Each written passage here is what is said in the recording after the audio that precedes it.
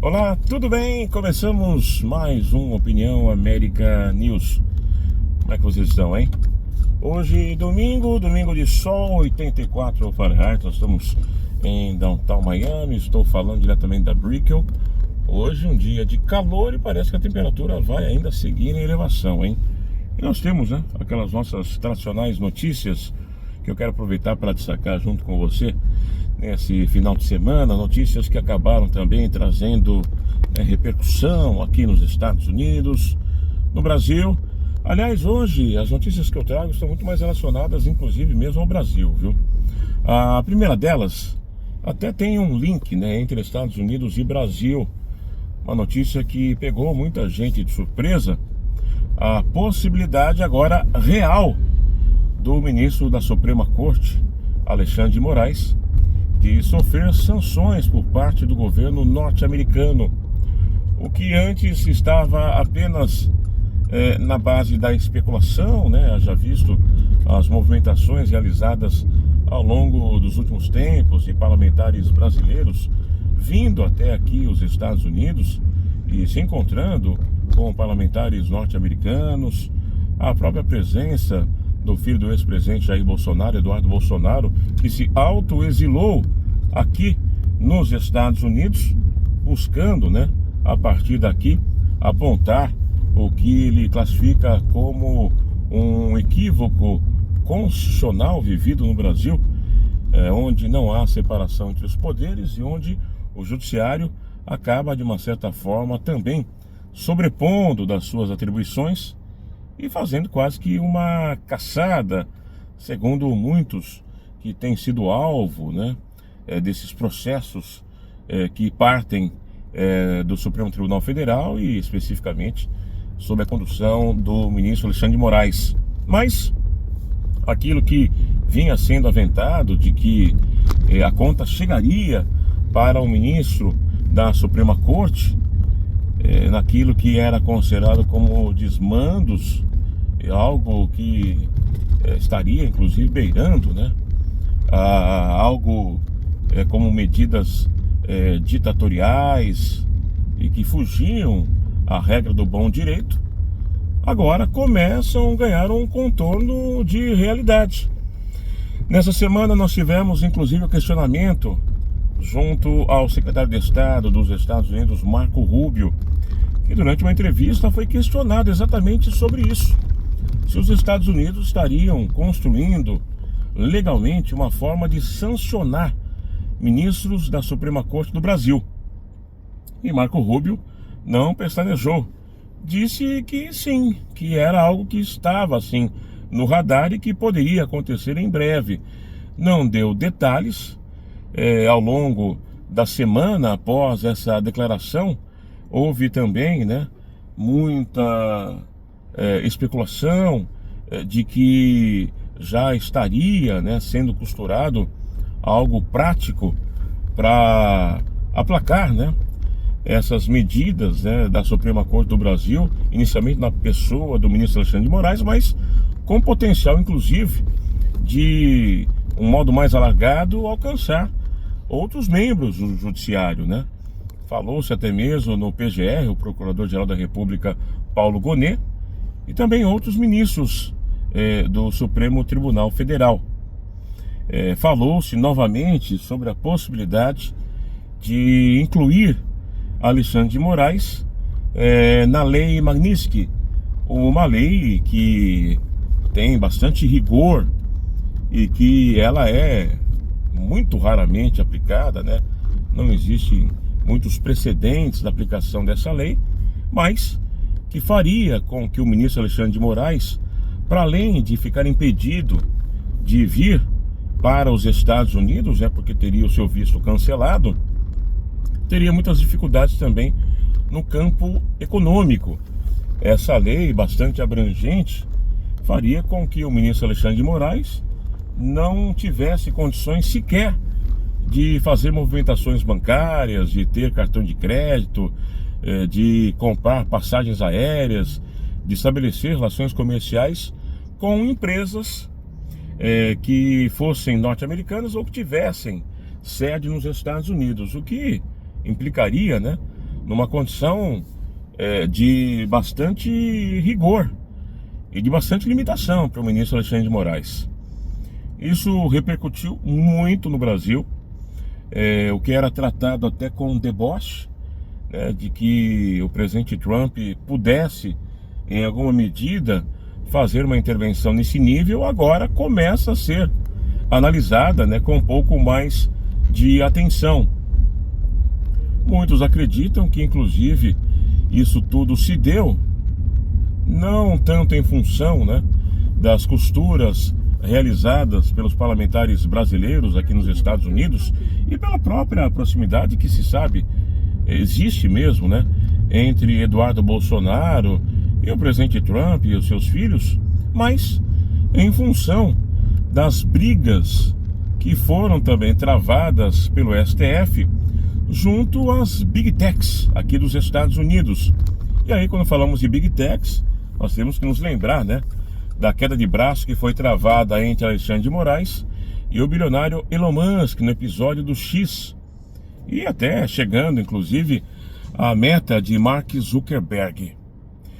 Vamos aguardar. Certamente nos próximos dias nós teremos talvez algo mais conclusivo e mais prático, se isso de fato vai avançar e se o ministro Alexandre de Moraes, ele mesmo corre risco, né, de ter a aplicação dessas restrições, o que seria algo inédito, pelo menos tratando-se, né, nas relações entre Brasil e Estados Unidos.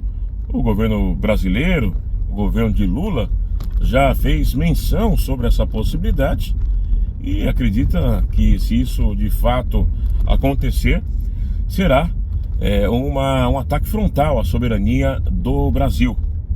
Já à direita, aqueles que estão já mais ao lado do ex-presidente Jair Bolsonaro comemoram essa possibilidade e veem de forma positiva que, independente de que isso venha a ocorrer, o recado já foi passado e que só a ameaça dessa aplicação legal contra o ministro Alexandre de Moraes já seria suficiente para intimidar e fazer com que o próprio ministro e também a própria Suprema Corte recuasse das medidas e dos processos que vêm tocando, na maioria deles contrários, né, ao espectro da direita, a ala mais conservadora no Brasil.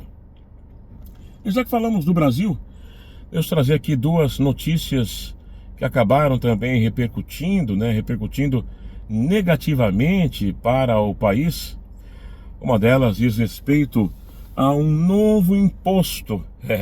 O Brasil, que com esse governo Lula 3 vem se consolidando, né, como um governo que não perde tempo para anunciar propostas e às vezes colocar em prática o aumento de impostos. Agora isso chegou até o IOF, as transações financeiras, que deverão ter agora também, né, uma majoração em função da alta desse tributo.